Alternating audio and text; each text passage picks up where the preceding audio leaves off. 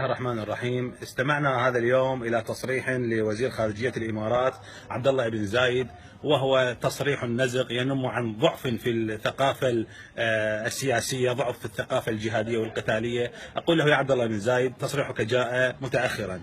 تريد أن تجعل معادلة على المجتمع الدولي إذا أراد أن يتخلص من النصرة وداعش، أن يتخلص في مقابل ذلك من قوات أبو الفضل العباس والحشد الشعبي وحزب الله وبدر وبقية الفصائل الإسلامية المقاومة.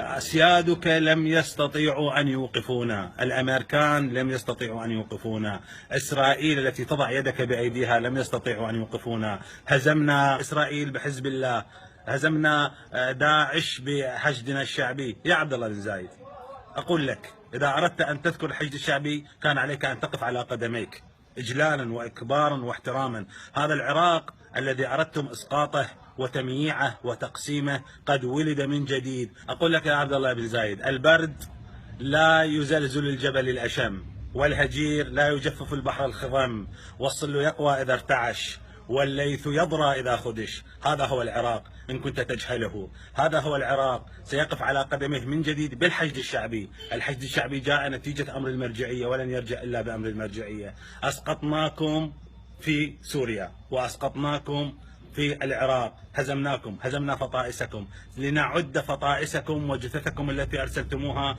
إلى العراق، وبدعمكم الذي عرف دوليا الآن، إرهابكم المعروف دوليا. أنتم الذين دعمتم الإرهاب، لن تنطلي خدعة أنكم تحاولون أن ترهبوا أو توقفوا هذا الإرهاب لأنه ابنكم. أنتم منزعجون من الحشد الشعبي، زيدوا من انزعاجكم، لأن بسطال الحشد الشعبي يشرفكم. يجب أن تضعوا في متاحف دبي وفي متاحف الشارقة نموذجا لبسطال الحشد الشعبي الذي سوف سيدخل الخليج بأمر المرجعية بعد أن نقضي على مرتزقتكم.